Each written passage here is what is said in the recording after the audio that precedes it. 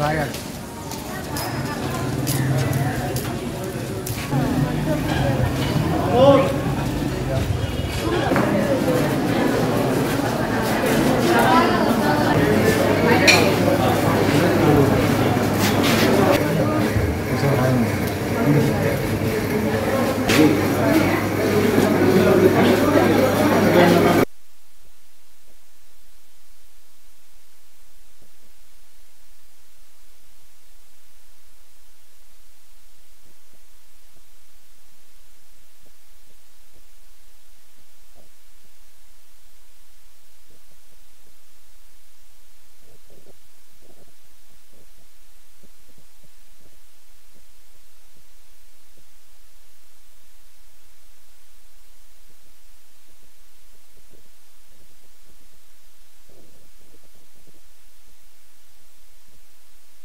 আজ আনুমানিক 1 ঘটিকার সময় কয়েদিগণ দুই দলে বিভক্ত হয়ে মারামারি শুরু করে। তাদের মধ্যে একটি দল আমি ও আমার কারারক্ষীদের জিম্মি করে পালানোর চেষ্টা করে। আমরা সাথে সাথে তাদের নিবৃত্ত করার চেষ্টা করি। তারা আমাদেরকে আক্রমণ করে। আমি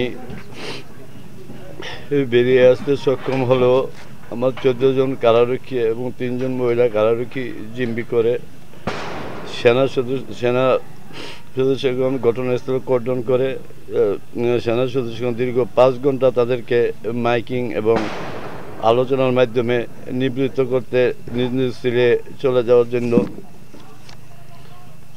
জন্য বারবার অনুরোধ করে এবং জিম্মি কারারক্ষী থেকে ছেড়ে দেওয়ার জন্য আহ্বান জানান। আনুমানিক সন্ধ্যা 7:30 ঘটিকার সময় তারা পলায়নের চেষ্টায় ব্যর্থ হয়ে নিজ নিজ ছেড়ে ফিরে যায়। উল্লেখযোগ্য, তাদের পলায়নের চেষ্টাকালে তাদের প্রতিহত করার জন্য আমরা ফাঁকা গুলি করলে বর্তমানে পরিস্থিতি কিছুটা শান্ত আছে। আশা করছি আগামীকাল পরিস্থিতি আরও শান্ত হবে। কতজন আহত আছে? আমি তো এখনো ভিতরে যেতে পারিনি এবং ভিতরে এখনো 3টা ইয়াতে ছিঁড়েছে। আসামিরা সব বাইরে আছে। মানে মোটামুটি পরিস্থিতি ওরা একটা গেট আমার ভেঙে ফেলছে। পরবর্তীতে আরেক গেট ভেঙতে গেলে তখন সেনাবাহিনী কর্ডন করে রাখে।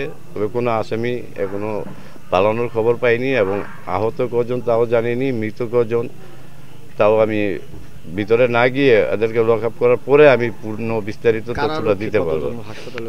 কারারক্ষী হাসপাতালে 3 জন কারারক্ষী, একজন গুলি খেয়েছে, তাকে বর্তমানে সে ময়মনসিংহ চিকিৎসাধীন অবস্থায় আছে এবং তাকে ওই বন্দিরা ধরে গলা টিপে করে মানে মুমূর্ষ অবস্থা পাঠাইছে। পরে তাকে রক্ষা করার জন্য ফাঁকা ফায়ার করলে হয়তো ওই ফাঁকা গুলিতে, আমাদের ছোড়া গুলিতে সে আরও ইনজুরি হয়।